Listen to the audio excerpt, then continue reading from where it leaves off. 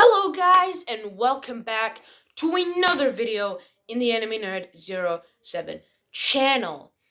Last video I was reading to you chapter 1 of Harry Potter and the Philosopher's Stone. Now I'm excited that today we're going to be reading chapter 2 of Harry Potter and the Philosopher's Stone. I'm excited to be reading you these books, and as you can see behind me are a monstrous collection of games, videos, and this could be used to make more future videos for our YouTube channel, so stay tuned for those. But let's get to the point.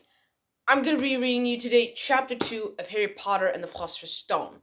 So, let's get straight to it, shall we? Also, if you enjoyed this video, don't forget to like, comment, and join our channel by hitting that subscribe button. And also, don't forget to hit that notification bell so you get notifications when new videos are posted just like this one. So, let's get to it, shall we? So, Chapter 2 of Harry Potter and the Philosopher's Stone, The Vanishing Glass.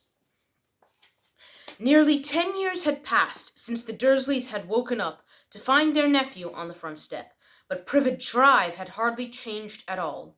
The sun rose on the same tidy front gardens and lit up the brass number 4 on the Dursleys' front door. It crept into their living room, which was almost exactly the same as it had been on the night when Mrs. Dursley had seen that fateful news report about the owls. Only the photographs of the mantelpiece really showed how much time had passed. 10 years ago, there had been lots of pictures of what looked like a large pink beach ball wearing different colored bobble hats, but Dudley Dursley was no longer a baby. Now the photographs showed a large blonde boy riding his first bicycle on a roundabout at the fair, playing a computer game with his father, and being kissed and hugged by his mother. The room held no sign at all that another boy lived in the house too. Yet Harry Potter was still there, asleep at the moment, but not for very long. His Aunt Petunia was awake, and it was her shrill voice which made it the first noise of the day. "Up! Get up now!" Harry woke up with a start. His aunt rapped on the door again. "Up!" she screeched. Harry heard her walking towards the kitchen, and then the sound of the frying pan being put on the cooker. He rolled onto his back and tried to remember the dream he had been flying. It had been a very good one. There had been a flying motorbike in it. He had a funny feeling he had that same dream before. His aunt was back outside the door. "Are you up yet?" she demanded. "Nearly," said Harry. "Well, get a move on. I want you to look after the bacon, and don't you dare let it burn. I want everything perfect on Daddy's birthday." Harry groaned like this. "Ugh!" "What did you say?" His aunt snapped through the door. Nothing. Dudley's birthday. How could he have forgotten? Harry got slowly out of his bed and started looking for socks. He found a pair under his bed, and after pulling a spider out of one of them, put them on. Harry was used to spiders because his cupboard under the stairs was full of them, and that was where he slept. When he was dressed, he went down into the hall, into the kitchen. The table was almost hidden beneath all Dudley's birthday presents. It looked as though Dudley had got the new computer he wanted, not to mention his second television and his racing bike. Exactly why Dudley wanted a racing bike was a complete mystery to Harry, as Dudley was very fat and hated doing exercises, unless of course it involved punching somebody. Dudley's favorite punching bag was Harry, obviously, but he couldn't often catch him. Harry didn't look it, but he was very fast. Perhaps it had something to do with living in a dark cupboard, but Harry had been very small and skinny for his age. He looked even smaller and skinnier than he really was, because all he had to wear were old clothes of Dudley and Dursley's. Was about 4 times bigger than he was. Harry had a thin face, knobbly knees, black hair, and very bright green eyes. He wore round glasses held together with a lot of sellotape because of all the times Dudley had punched him in the nose. The only thing Harry liked about his own appearance was a very thin scar on his forehead, which was shaped like a bolt of lightning. He had had it as long as he could remember. And the first question he could remember asking his Aunt Petunia was how he had got it. In the car crash where your parents died, she had said. And don't ask questions. Don't ask questions. That was the first rule for a very quiet life with the Dursleys. Uncle Vernon entered the kitchen as Harry was turning over the bacon. "Comb your hair," he barked, by way of a morning greeting. About once a week, Uncle Vernon looked over the top of his newspaper and shouted that Harry needed a haircut. Harry must have had more haircuts than the rest of the boys in his class put together, but it made no difference. His hair simply naturally grew that way. It was all over the place. Harry was frying eggs by the time Dudley arrived in the kitchen with his mother. Dudley looked a lot like Uncle Vernon. He had a large pink face, not much neck, small, watery blue eyes, and thick blonde hair that lay smoothly on his thick, fat head. Aunt Petunia often said that Dudley looked like a baby angel. Harry often said that Dudley looked like a pig in a wig. Harry put the plates of egg and bacon on the table, which was difficult as there wasn't very much room. Dudley, meanwhile, was counting his presents. His face literally fell. 36, he said, looking up his mother and father. That's 2 less than last year. Darling, you haven't counted Auntie Marge's present, see? It's here under this big one from Mummy and Daddy. All right, 37 then, said Dudley, going red in his face. Harry, who could see a huge Dudley tantrum going on, began wolfing down his bacon as fast as possible in case Dudley turned the table over. Aunt Petunia obviously scented danger to because she said quickly, "And we'll buy you another 2 presents while we're at it. Okay, how's that? 2 more presents. Is that right?" Dudley thought for a moment. It looked like hard work. Finally, he said slowly, So I'll have 39, sweetheart, said Aunt Petunia. "Oh," Dudley sat down heavily and grabbed the nearest parcel. "All right, then." Uncle Vernon chuckled. "Little tyke wants his money's worth, just like his father. Attaboy, Dudley." He ruffled Dudley's hair. At that moment, the telephone rang, and Aunt Petunia went to answer it, while Harry and Uncle Vernon watched Dudley wrap the racing bike, a cine camera, a remote-control airplane, 16 new computer games, and a video recorder. He was ripping the paper off a gold wristwatch when Aunt Petunia came back from the telephone, looking both angry and worried at the same time.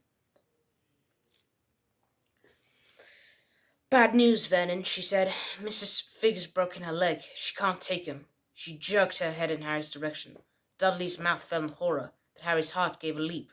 Every year on Dudley's birthday, his parents took him and a friend out for his day to adventure parks, hamburger bars, or the cinema. Every year, Harry's were left behind with Mrs. Figg, a mad old lady who lived 2 streets away. Harry hated it there. The whole house smelled of cabbage. Mrs. Figg made him look at photographs of all the cats she's ever owned. Yeah, I don't want to be there as well. I imagine what he's living through. "Now what?" said Aunt Petunia, looking furiously at Harry, as though he'd planned this himself. Harry knew he ought to feel sorry that Mrs. Figg had broken a leg, but it wasn't easy when he reminded himself that it would be a whole year before he had to look at Tibble, Snowy, Mr. Pauls, and Tuffy again. "We could phone Marge," Uncle Vernon suggested. "Don't be silly, Vernon. She hates the boy." The Dursleys often spoke about Harry like this, as though he wasn't there, or rather, as though he was something very nasty that couldn't understand them, like an evil, gross, icky slug. Eesh. "What about, what's her name, Yvonne? On holiday in Majorca," snapped Aunt Petunia. "You just leave me here." Harry put it hopefully. He'd be able to watch what he wanted television for a change, maybe even go at Dudley's computer. Aunt Petunia looked as though she'd swallowed a lemon. "And come back and find the house in ruins," she snarled. "I won't blow up the house," said Harry, but they were not listening. "I suppose we can take him to the zoo," said Aunt Petunia slowly, "and leave him in the car. The car's new. He's not sitting in it alone." Dudley began to cry loudly. In fact, he wasn't really crying. It had been years since he really cried, but he knew that if he screwed up his face and wailed, his mother would give him anything he wanted. "Diddy, Duddydums, don't cry. Mummy won't let him spoil your special day," she cried, flinging his arms around him.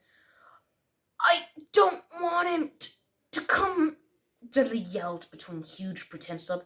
"He always spoils everything. He shot Harry a nasty grin through the gap in his mother's arms. Just then the doorbell rang. "Oh, good Lord, they're here," said Aunt Petunia fractally. And a moment later, Dudley's best friend, Pierce Polskins, walked in with his mother. Pierce was a scrawny boy with a face like a rat. He was usually the one who held people's arms behind their backs while Dudley hid them. Dudley stopped pretending to cry at once. Half an hour later, Harry, who couldn't believe his luck, was sitting in the back of the Dursleys' car with Pierce and Dudley, on the way to the zoo for the first time in his entire life. His aunt and uncle hadn't been able to think of anything else to do with him, but before they left, Uncle Vernon had taken Harry aside. "I'm warning you," he had said, putting his large purple face right up to close to Harry's. "I'm warning you, boy. Any funny business, anything at all, you'll be at the cupboard from now until Christmas. Not going to do anything, honestly." But Uncle Vernon didn't believe him. No one ever did. The problem was, strange things often happened around Harry. It was no good telling the Dursleys he didn't make them happen. Once Aunt Petunia tried of Harry coming back from the barber's looking as though he had been at all, had taken a pair of kitchen scissors and cut his hair so short it was almost bald, except for his fringe, which he was left to hide that horrible scar. Dudley had laughed himself silly at Harry, who had spent a sleepless night matching school the next day, and was already laughed at for his baggy clothes and sellotaped glasses. Next morning, however, he got up to find his hair exactly as it had been before Aunt Petunia shed it off. "Wow, that boy must have an unusual hair growth, because 2 days, that's not normal. He should definitely see a doctor." He had been given a week in his cupboard for this, even though he had tried to explain that he couldn't explain how he had grown back so quickly. Another time, Aunt Petunia had been trying to force him into a revolting old jumper of Dudley's, blown with orange bubbles. The harder she tried to pull it over his head, the smaller it seemed to become, till finally it might have fitted like a glove puppet, but suddenly it wouldn't fit Harry. Aunt Petunia had decided it must have shrunk in his wash, and to his great relief, Harry was not punished. On the other hand, he'd got into terrible trouble for being found on the roof of the school kitchens. Dudley's gang had been chasing him as usual, as much to Harry's surprise as anyone else. There he was, sitting on the chimney. The Dursleys had received a very angry letter from Harry's headmistress telling them Harry had been climbing school buildings, but all he tried to do, as he shouted at Uncle Vernon through the locked door of his cupboard, was jump between the big bins outside the kitchen doors. Harry supposed that the wind might have caught him in mid-jump, but today nothing was going to go wrong. It was even worth being with Dudley and Pierce to be spending the day somewhere that wasn't school, his cupboard, or Mrs. Fig's cabbage-smelling living room. Yeesh. Poor Harry. While he drove, Uncle Vernon complained to Aunt Petunia. He liked to complain about things. People at work, Harry, the council, Harry, the bank, and Harry were just a few of his favorite subjects. This morning it was motorbikes, roaring around like maniacs, the hoodlums, he said, as a motorbike overtook him. "I had a dream about a motorbike," said Harry, remembering suddenly. "It was flying." Uncle Vernon nearly crashed into the car in front. He turned right around his seat and yelled at Harry, his face like a gigantic beetroot with a mustache. "Motorbikes don't fly!" Dudley and Pierce sniggered. "I know they don't," said Hadley. "It was only a dream." But he wished he hadn't said anything. If there was one thing the Dursleys hated in him more than his asking questions, it was his talking and anything acting in a way it shouldn't, no matter if it was a dream or even a cartoon. They seemed to think he might get dangerous ideas. Weird. It was a very sunny Saturday, and the zoo was crowded with families. The Dursleys brought Dudley and Pierce large chocolate ice creams at the entrance. Then, because the smiling lady at the van had asked Harry what he wanted, before they could hurry him away, they bought him a cheap lemon iced lolly. It wasn't bad either, Harry thought, licking it as they watched a gorilla scratching its head and looking remarkably at Dudley, except it wasn't blonde. Harry had the best morning he'd had in a very, very long time. He was careful to walk a little way apart from the Dursleys, so that Dudley and Pierce, starting to get bored with the animals by lunchtime, wouldn't fall back on their favorite hobby of hitting him. They ate in the zoo restaurant. When Dudley had a tantrum because his knicker box of glory wasn't big enough, Uncle Vernon brought him another one, and Harry was allowed to finish the first. Harry felt afterwards that he should have known it was all too good to last. After lunch they went to the reptile house. It was cool and dark in here, with all lit windows all along the walls. Behind the glass, all sorts of lizards and snakes were crawling and slithering over bits of wood and stone. Dudley and Pierce wanted to see huge, poisonous cobras and thick, man-crushing pythons. Yeah, cobras are deadly. They're incredibly deadly. Like, did you guys actually know? Fun fact: a cobra's bite, or like one bite from a king cobra, is so powerful that it's enough to kill an elephant. Yeah, and if you guys didn't know, pythons. Another fact I can tell you is how they digest their prey. They literally suffocate the living air out of them. They wrap around huge creatures like deers and wolves or whatever you can think of, and they literally wrap around themselves. Like some anacondas are so strong that they can literally eat crocodiles, and they literally open their mouth and they go. It literally goes through them and they eat it and they chew it up. They don't chew it. They literally swallow it whole, and it stays in their stomach for days. So it doesn't digest that quickly like us because we eat normal food, not animals. Well, you could say we eat animals, for example, like a hamburger, but they just digest it and just stays in their stomach for days. That's how powerful they are. Yeah, they're really powerful. But anyways, back to the book. If you guys like those facts, leave a like on the video. So, anyways, as I was saying, behind. Okay. Dudley quickly found the largest snake in the place. It would have wrapped its body twice around Uncle Vernon's car and crushed it into a dustbin, but at the moment it didn't look in the mood. In fact, it was actually fast asleep. Dudley stood with his nose pressed against the glass, staring at the glistening brown coals. "Make it move," he whined at his father. Uncle Vernon tapped at the glass, but the snake didn't budge. "Do it again," Dudley ordered. Uncle Vernon rapped the glass smartly with his knuckles, but the snake just snoozed on. "This is boring," Dudley moaned. He shuffled away. Harry moved in front of the tank and looked intently at the snake. He wouldn't have been surprised if it died of boredom itself. No company except stupid people drumming their fingers on the glass all day, trying to disturb it all day long. It was worse than having a cupboard in the bedroom. The only visitor was Aunt Petunia, hammering on the door to wake you up. At least he got to visit the rest of his house. The snake suddenly opened its beady eyes. Slowly, very slowly, it raised its head until its eyes were on a level with Harry's. It winked. Harry stared. Then he looked quickly around to see if anyone was watching. They weren't. He looked back at the snake and winked too. The snake jerked its head towards Uncle Vernon and Dudley, then raised its eyes to the ceiling. It gave Harry a look that said quite plainly, "I get that all the time." "I know," Harry murmured through the glass, though he wasn't sure the snake could hear him. "It must be really annoying." The snake nodded vigorously. "Where did you come from, anyway?" Harry asked. The snake jabbed its tail at a little sign next to the glass. Harry peered at it. Boa constrictor, Brazil. Was it nice there? The boa constrictor jabbed its tail at the sign again, and Harry read on. The specimen was bred at the zoo. "Oh, I see, so you've never been to Brazil." As the snake shook its head, a defending shout behind Harry made both of them jump. "Dudley! Mr. Dursley! Come and look at the snake! You won't believe what it's doing!" Dudley came waddling through towards us as fast as he could. "Out of the way, you!" he said, punching Harry in the ribs. Caught by surprise, Harry fell hard on the concrete floor. What came next happened so fast no one saw how it happened. 1 second, Piers and Dudley were leaning right up strokely. The next, they had leapt back with howls of horror. Harry sat up and gasped. The glass front of the boa constrictor had vanished completely.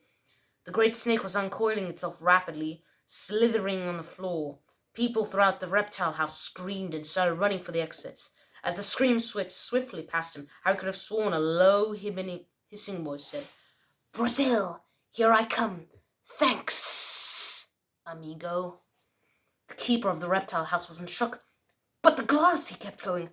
"Where the heck did the glass go?" The zoo director made Aunt Petunia a cup of sweet, strong tea while he apologized over and over again. Piers and Dudley could only gibber. As far as Harry had seen, the snake hadn't done anything except snap playfully at the heels as it passed. But by the time they were back in Uncle Vern's car, Dudley was telling them how it had nearly bitten off his leg, while Piers was swearing it tried to squeeze him to death. Worst of all, for Harry at least, was Piers calming down. Harry was talking to it, weren't you, Harry? Uncle Vernon waited until Piers was safely out of his house, was staring at Harry. He was so angry he could hardly speak. He managed to say, "Go, cupboard, stay, no meals." before he collapsed into a chair, and Aunt Petunia had to run and get him a large brandy. Harry laid in his dark cupboard much later, wishing he had a watch. He didn't know what time it was, and he couldn't be sure the Dursleys were asleep yet. Until they were, he couldn't risk sneaking into the kitchen for some food. He lived with the Dursleys for almost 10 years. 10 miserable years. As long as he could remember, ever since he's been a baby, and that his parents had died in a car crash. He couldn't remember being in that car when his parents had died. Sometimes when he strained his memory during long hours in the cupboard, he had a strange vision, a blinding flash of green light, and a burning pain on his forehead. This, he supposed, was the crash. You can imagine where all the green light came from. He couldn't remember his parents at all. His aunt and uncle never spoke about them, and he was, of course, forbidden to ask any questions at all. There were no photographs of them in the house. When he had been much younger, Harry had dreamed and dreamed of some unknown relation coming to take him away, but it had never happened. The Dursleys were his almost family. Yet sometimes he thought that strangers in the streets seemed to know them. Very strange strangers they were too. A tiny man in a violet top had bowed to him once while out shopping with Aunt Petunia and Dudley. After asking Harry furiously if he knew the man, Aunt Petunia had rushed them out of the shop without buying anything at all. A wild-looking old woman, dressed all in green, had waved merrily at him once in the bus. A bald man in a very long purple coat had actually shaken his hand in the street the other day, and they walked away without a word. The weirdest thing after all those people was the way they seemed to vanish the second Harry tried to get a close look. At school, Harry had no one. Everyone thought that Dursley's gangs hated the odd Harry Potter, his baggy old clothes and broken glasses, and nobody liked to disagree with Dudley's gang. Okay, guys, fortunately, I wish I could read more, but unfortunately, that is the end. That is Chapter 2 of Harry Potter and the Philosopher's Stone. Now, guys, if you enjoyed me reading Chapter 2, The Vanishing Glass of Harry Potter and the Philosopher's Stone, don't forget to leave a like, comment, and subscribe. I will see you in the next video where I will read to you Chapter 3 of Harry Potter, the Philosopher's Stone, The Letters from No One. Bye-bye, Anime Nerd 7, out.